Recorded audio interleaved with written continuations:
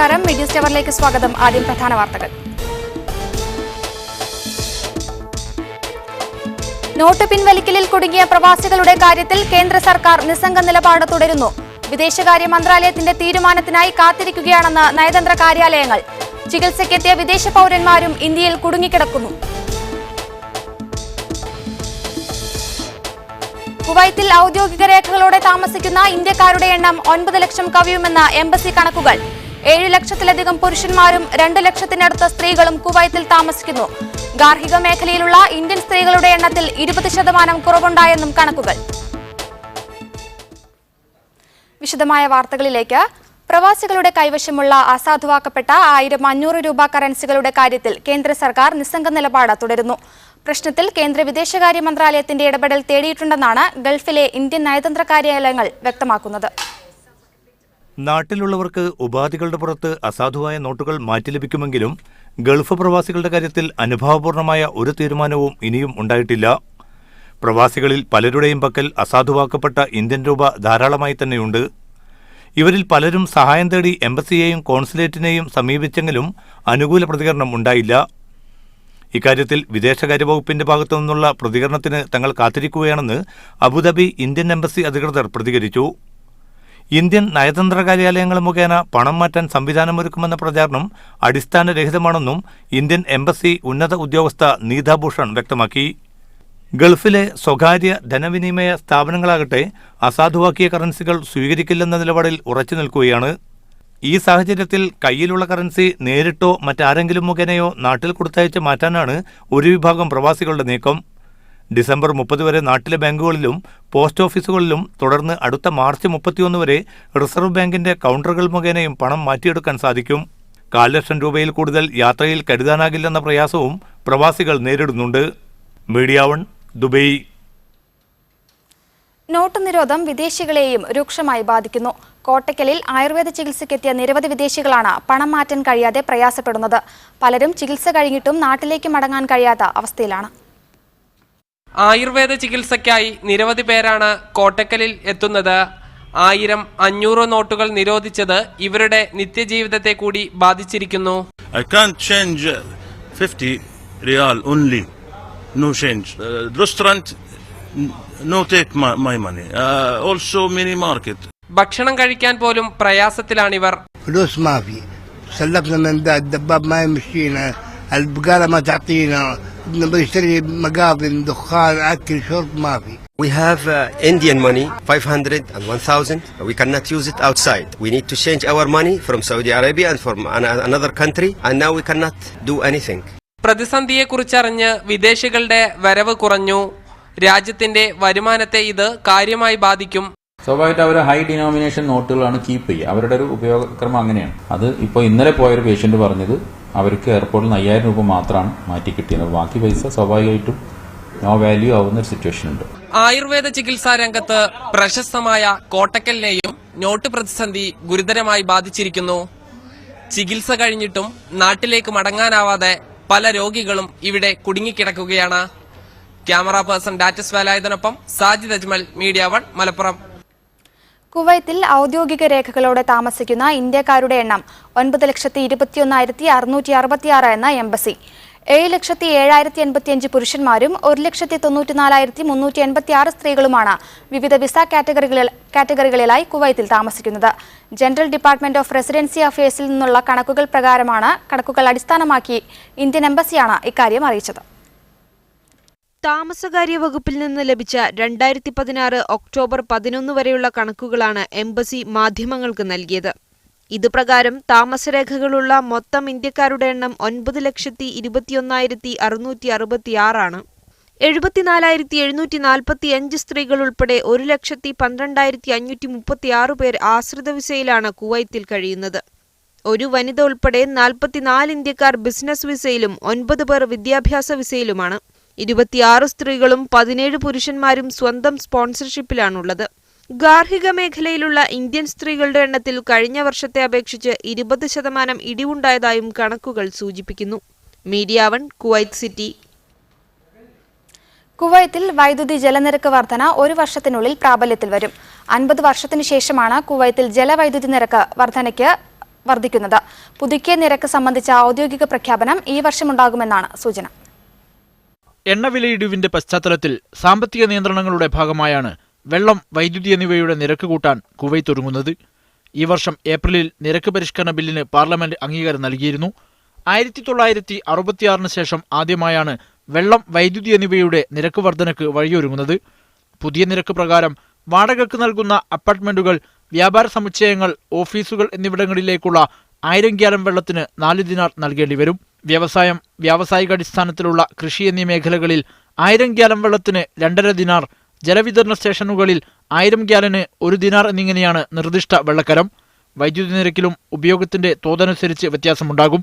വാടകയ്ക്ക് നൽകുന്ന ഫ്ളാറ്റുകളിൽ 1000 കിലോവാട്ട് വരെ വൈദ്യുതി ഉപയോഗിക്കുന്നവർ കിലോവാട്ടിന് 5 ഫിൽസ് തോതിലും, 1001 മുതൽ 2000 കിലോവാട്ട് വരെ 10 ഫിൽസ് തോതിലും, 2000-ന് മേലുള്ള ഉപയോഗത്തിന് 15 ഫിൽസ് തോതിലും നൽകേണ്ടി വരും.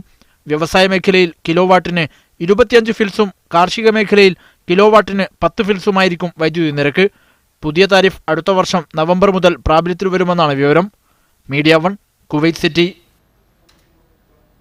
കഅബയെ പ്രദക്ഷിണം വെക്കുന്നതിനുള്ള സ്ഥലത്തിന്റെ തുടക്കവും അവസാനവും അറിയാൻ പുതിയ അടയാളം. കഅബയുടെ വസ്ത്രമായ കിസ്വയ്ക്കുമേൽ പുതിയ അടയാളം രേഖപ്പെടുത്തിയിട്ടുണ്ട്. ത്വവാഫിന്റെ എണ്ണം മറക്കാതിരിക്കാൻ തീർത്ഥാടകർക്ക് ഇത് സഹായകമാകും. ഹജ്റുൽ അസ്വദിന് മുകളിലുള്ള കിസ്വയുടെ ഭാഗങ്ങളിലാണ് അടയാളങ്ങൾ കൊത്തിവെച്ചിട്ടുള്ളത്. തിരക്ക് വർദ്ധിച്ചതാണ് പുതിയ സംവിധാനം ഏർപ്പെടുത്താൻ കാരണം. തിങ്കളാഴ്ച രാവിലെ സൂപ്പർമൂൺ UAEക്ക് മുകളിൽ തിളങ്ങി നിന്നപ്പോൾ ആയിരങ്ങൾക്ക് അത് വേറിട്ട അനുഭവമായി. UAEയുടെ എല്ലാ ഭാഗങ്ങളിലും വളരെ നല്ല രീതിയിൽ തന്നെ ആളുകൾക്ക് പൂർണ്ണചന്ദ്രനെ കാണാനുള്ള സൗകര്യവും ലഭിച്ചു. സാധാരണ കാണപ്പെടുന്നതിനേക്കാൾ 14% അധിക വലിപ്പത്തിലും 30%-ലേറെ തിളക്കത്തിലുമായിരുന്നു പൂർണ്ണചന്ദ്രൻ UAE ആകാശത്തും പ്രത്യക്ഷപ്പെട്ടത്. സ്വർണ്ണനിറമാർന്ന പൂർണ്ണചന്ദ്രനെ മൊബൈൽ ക്യാമറകളിൽ പകർത്താൻ മത്സരിക്കുകയായിരുന്നു പ്രവാസികൾ. നിറഞ്ഞ ആനന്ദത്തോടെ ചിത്രം പകർത്തി സാമൂഹിക മാധ്യമങ്ങളിലൂടെ പ്രചരിപ്പിക്കാനും അവർ മറന്നില്ല. ഏറ്റവും മികച്ച ചിത്രത്തിന് ചില വാട്സാപ്പ് ഫോട്ടോഗ്രാഫി ഗ്രൂപ്പുകൾ പ്രത്യേക സമ്മാനങ്ങളും ഏർപ്പെടുത്തിയിരുന്നു. അബുദാബി, ദുബൈ, ഷാർജ കോർണിഷുകളിലായിരുന്നു പൂർണ്ണചന്ദ്രനെ കാണാനുള്ള തിരക്ക് കൂടുതലും. ഒട്ടേറെ പേർ ഈ അപൂർവ ദൃശ്യം ആവേശത്തോടെ നോക്കിക്കണ്ടു. വൈകുന്നേരം 5:56 ചന്ദ്രൻ ആകാശത്ത് പ്രത്യക്ഷപ്പെട്ടത്. സൂപ്പർ മൂൺ കാണാൻ ഭൂമിയിൽ ഏറ്റവും അനുയോജ്യമായ സ്ഥലം UAE ആണെന്ന വിലയിരുത്തലും വിദേശ രാജ്യങ്ങളിൽ നിന്നുള്ള വിനോദസഞ്ചാരികളെ ആകർഷിച്ച ഘടകമാണ്.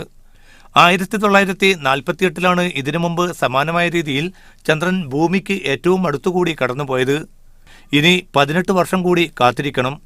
എങ്കിൽ മാത്രമേ ഇത്തരമൊരു ദൃശ്യാനുഭവം കൈവരൂ. Media 1, Dubai. സമാധാനം മാനവികത ക്യാമ്പയിന്റെ ഭാഗമായി തനിമ ജിദ്ദ സൗത്ത് സോൺ വനിതാ വിഭാഗം സംഘടിപ്പിച്ച സൗഹൃദ പ്രവാസ സംഗമം പുതുമയാർന്ന പരിപാടികളാൽ ശ്രദ്ധേയമായി. വിവിധ പവലീനുകളും മത്സരങ്ങളും ഒരുക്കിക്കൊണ്ട് നടത്തിയ സംഗമത്തിൽ 100 കണക്കിന് സ്ത്രീകൾ പങ്കെടുത്തു. ഷറഫിയ ഇമാം ബുഖാരി ഇൻസ്റ്റിറ്റ്യൂട്ടിൽ പ്രത്യേകമായി ഒരുക്കിയ പവലിയനുകളിലാണ് സൗഹൃദ പ്രവാസ സംഗമം നടന്നത്. വേജസ് പ്രസിഡന്റ് ഷിജി രാജീവ് ഉദ്ഘാടനം ചെയ്തു. പുസ്തകപ്പുര, ഷോപ്പിംഗ് കോർണർ, തനിമ അടുക്കള തുടങ്ങിയ സ്റ്റാളുകൾ ഏറെ ആകർഷകമായിരുന്നു. ക്യാമ്പയിൻ പ്രമേയത്തെ ആസ്പദമാക്കി എന്റെ കയ്യൊപ്പ്, അടിക്കുറിപ്പ്, ഗാനം, പ്രസംഗം, quiz, pencil drawing, instant games എന്നീ ഇനങ്ങളിൽ മത്സരങ്ങളും സംഘടിപ്പിച്ചിരുന്നു. 100 കണക്കിന് സ്ത്രീകൾ പവലിയനുകൾ സന്ദർശിക്കുകയും വിവിധ മത്സരങ്ങളിൽ പങ്കെടുക്കുകയും ചെയ്തു. സംഗമത്തോടനുബന്ധിച്ച് നടന്ന സൗഹൃദ ഭാഷണത്തിൽ Alwurood international school vice principal Bushra teacher മുഖ്യാതിഥിയായിരുന്നു. ശ്രീജ ദിലീപ്, സലീന റഹ്മാൻ, മെഹർ ഫാത്തിമ തുടങ്ങിയവർ സംസാരിച്ചു. മത്സര വിജയികൾക്കുള്ള സമ്മാനങ്ങൾ ചടങ്ങിൽ വിതരണം ചെയ്തു. പ്രസിഡന്റ് റുക്സാന മൂസ അധ്യക്ഷത വഹിച്ചു. ഷക്കീല ബഷീർ സ്വാഗതവും ഫസീല ഷാക്കിർ നന്ദിയും പറഞ്ഞു.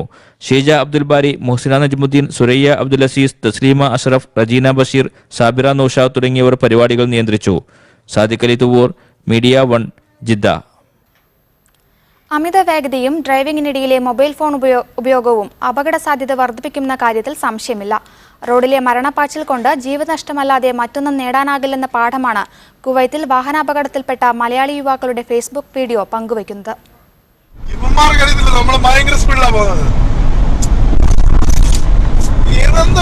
സ്പീഡ് നോക്കണ്ടേ, 240 മൈൽ സ്പീഡുള്ള വണ്ടിയൊന്നും കിട്ടാതിരുന്നാ മതിയായിരുന്നു. ഇപ്പൊ 240 പോയനെ. എന്തോ സ്പീഡോടാ പോകുന്നത്. ഇല്ലയോ നമ്മൾ കണ്ണു തുറക്കുമ്പോൾ സ്ഥലങ്ങള്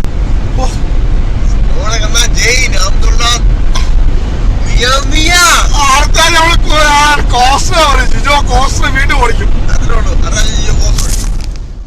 കുവൈത്തിൽ നിന്നും ഫേസ്ബുക്കിലൂടെ ഈ വീഡിയോ അപ്ലോഡ് ചെയ്ത കൂട്ടുകാരിൽ ഒരാളിന്ന് ജീവിച്ചിരിപ്പില്ല. വേഗത ഹരമായി മാറിയപ്പോൾ അത് മരണത്തിലേക്കുള്ള പാച്ചിലായിരിക്കുമെന്ന് ഇവർ കരുതി കാണില്ല. മരണപ്പാച്ചിലിനൊടുവിൽ ജഹ്റ എക്സ്പ്രസ് ഹൈവേയിലുണ്ടായ അപകടത്തിലാണ് വാഹനമോടിച്ചിരുന്ന തിരുവനന്തപുരം വെട്ടത്തുറ സ്വദേശി മരിച്ചത്. കൂടെയുണ്ടായിരുന്ന രണ്ടുപേരും ഗുരുതരമായി പരിക്കേറ്റ് ആശുപത്രിയിലാണ്. അപകടത്തിൽപ്പെടുന്നതിന് തൊട്ടുമുമ്പ് ഫേസ്ബുക്ക് ലൈവ് വഴി പ്രസിദ്ധീകരിച്ച വീഡിയോ ഇപ്പോൾ വാട്സാപ്പ് ഗ്രൂപ്പുകളിൽ വ്യാപകമായി ഷെയർ ചെയ്യപ്പെടുകയാണ്. കുവൈത്തിൽ ഒരു ദിവസം ശരാശരി ഒരാൾ വീതം വാഹനാപകടങ്ങളിൽ മരിക്കുന്നതായാണ് റിപ്പോർട്ട്. അമിത വേഗതയും മൊബൈൽ ഉപയോഗവുമാണ് അധിക കേസുകളിലും അപകടകാരണമായി ചൂണ്ടിക്കാണിക്കപ്പെടുന്നത്. Muneer Ahmed, media one, Kuwait City. സഫലമാകണം ഈ പ്രവാസം എന്ന ക്യാമ്പയിന്റെ ഭാഗമായി ഖത്തറിൽ കൾച്ചറൽ ഫോറം നോർക്ക തിരിച്ചറിയൽ കാർഡ് പ്രചാരണം ആരംഭിച്ചു. പ്രവാസി ക്ഷേമനിധി ആനുകൂല്യം സാധാരണ പ്രവാസികളിലേക്ക് എത്തിക്കാൻ ലക്ഷ്യമിട്ടുകൊണ്ടാണ് പ്രചാരണത്തിന് തുടക്കം കുറിച്ചത്. ന്യൂ ഐജിയിലെ കൾച്ചറൽ ഫോറം ആസ്ഥാനത്തിന് പുറമെ ഇൻഡസ്ട്രിയൽ ഏരിയ, മദീന ഖലീഫ, വക്ര അൽഖോർ എന്നിവിടങ്ങളിലും ഹെൽപ്പ് ഡെസ്കുകൾ ആരംഭിച്ചിട്ടുണ്ട്. ശനിയാഴ്ച വരെ ഈ സേവനം പ്രയോജനപ്പെടുത്താനാവും. കൂടുതൽ വിവരങ്ങൾക്ക് കൾച്ചറൽ ഫോറം ഓഫീസുമായി ബന്ധപ്പെടാവുന്നതാണ്. KMCC ബുറൈദ ഷാര അർബഈൻ ഏരിയ കമ്മിറ്റി പ്രവർത്തക സംഗമവും കുടുംബസംഗമവും സംഘടിപ്പിച്ചു. അബ്ദുറഹിമാൻ ജമലുലൈ തങ്ങൾ ഉദ്ഘാടനം ചെയ്തു. ഇന്ത്യൻ സ്കൂൾ മുൻ ചെയർമാൻ എഞ്ചിനീയർ മുഹമ്മദ് ബഷീർ ഏക സിവിൽ കോഡും ഇന്ത്യൻ മുസ്ലിങ്ങളും എന്ന വിഷയത്തിൽ പ്രഭാഷണം നടത്തി. ബുറൈദ ഹരിത കലാവേദി നിർമ്മിച്ച ഗാനങ്ങളുടെ CD ചടങ്ങിൽ പ്രകാശനം ചെയ്തു. പ്രസിഡന്റ് സക്കീർ മാടാല അധ്യക്ഷത വഹിച്ചു. മൊയ്തീൻകുട്ടി കോതേരി, ബഷീർ വെള്ളില, ബഷീർ ഒതായി, അലിമോൻ ചെറുകര, ഷെരീഫ് തലയാട എന്നിവർ സംസാരിച്ചു. സലാലയിൽ അടുക്കള കൃഷി ഗ്രൂപ്പ് അംഗങ്ങളുടെ ഒത്തുചേരൽ സംഘടിപ്പിച്ചു. പബ്ലിക് പാർക്കിൽ നടന്ന പരിപാടിയിൽ മണ്ണൊരുക്കുന്നതിന്റെയും തൈകൾ നടുന്നതിന്റെയും പ്രായോഗിക വശങ്ങൾ UA ലത്തീഫ് വിശദീകരിച്ചു. ഗ്രൂപ്പ് അംഗങ്ങൾ അവരുടെ കൃഷിയനുഭവങ്ങൾ പങ്കുവച്ചു. വിവിധയിനം പച്ചക്കറി തൈകളുടെ വിതരണവും നടന്നു. അടുക്കള കൃഷി ഗ്രൂപ്പിൽ അംഗമാകാൻ ആഗ്രഹിക്കുന്നവർ 99670339 എന്ന നമ്പറിൽ ബന്ധപ്പെടണമെന്ന് സംഘാടകർ അറിയിച്ചു. സെന്റ് തോമസ് ഇന്ത്യൻ ഓർത്തഡോക്സ് പഴയ പള്ളിയുടെ ആദ്യ ഫലപ്പെരുന്നാൾ അഹമ്മദി പാകിസ്ഥാൻ അക്കാദമി സ്കൂൾ അങ്കണത്തിൽ ആഘോഷിച്ചു. മലങ്കര ഓർത്തഡോക്സ് സുറിയാനി സഭ കണ്ടനാട് ഭദ്രാസനാധിപൻ ഡോക്ടർ തോമസ് മാർ അത്തനാസിയോസ് മെത്രാപ്പൊലീത്ത ഉദ്ഘാടനം ചെയ്തു. പൊതുസമ്മേളനത്തിൽ ഇടവക വികാരി ഫാദർ അനിൽ വർഗീസ് അധ്യക്ഷനായിരുന്നു. മലങ്കര ഓർത്തഡോക്സ് സഭ മലബാർ ഭദ്രാസനാധിപൻ ഡോക്ടർ സഖറിയ മാർ തെയോഫിലോസ് മെത്രാപ്പൊലീത്ത മുഖ്യ സന്ദേശം നൽകി. ഫസ്റ്റ് കൺവീനർ സൈമൺ ജോൺ സ്വാഗതം പറഞ്ഞു. അഡ്മിനിസ്ട്രേറ്റീവ് വികാരി father Raju Thomas, Kuwait saint Basil ഇടവക വികാരി father Shaji Joshua, KECF president father Saji Abraham, Ahmed Rasheed Haroon, സഭാ managing committee member Shaji Abraham, reverend CC Babu എന്നിവർ സംസാരിച്ചു.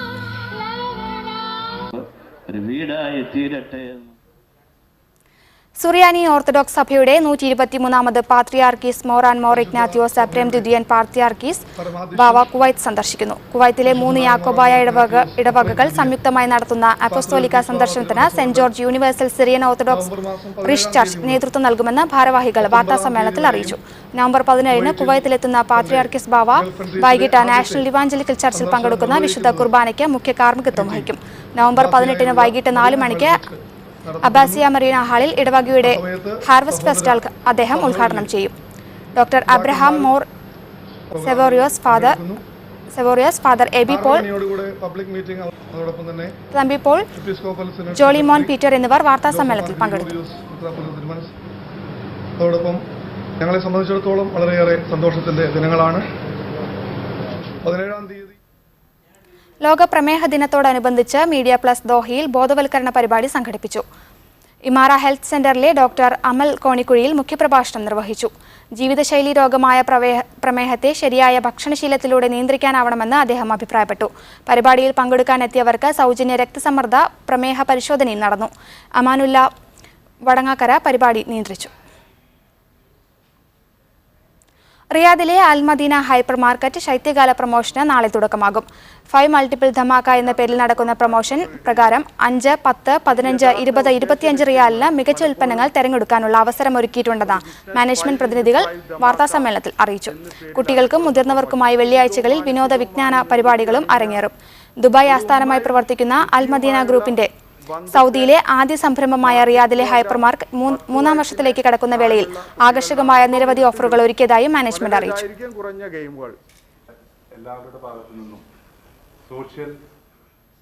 വിമാനയാത്രക്കാർക്ക് സുരക്ഷാ ബുദ്ധിമുട്ട് കൂടാതെ കൊണ്ടുപോകാവുന്ന പവർ ബാങ്ക് വിപണിയിലിറക്കിയതായി GP batteries CEO Lalu Samuel വാർത്താസമ്മേളനത്തിൽ അറിയിച്ചു. ലിഥിയമില്ലാത്ത ബാറ്ററിയാണിത്. ലോകത്ത് ഇത്തരത്തിൽ ബാറ്ററി നിർമ്മിച്ചത് GP കമ്പനിയാണ്. ഉന്നത ഗുണമേന്മയുള്ള പവർ ബാങ്കാണിതെന്നും ലാലു സാമുവൽ പറഞ്ഞു. സാലിഹ് ബൂറി, സുരേഷ് ബാബു തുടങ്ങിയവർ വാർത്താസമ്മേളനത്തിൽ പങ്കെടുത്തു. UAEയിൽ റിയൽ എസ്റ്റേറ്റ് മേഖലയിലെ മലയാളി സംരംഭമായ സ്കൈബേയുടെ കോർപ്പറേറ്റ് ഓഫീസ് ഉദ്ഘാടനം ബുധനാഴ്ച വൈകിട്ട് നടക്കും.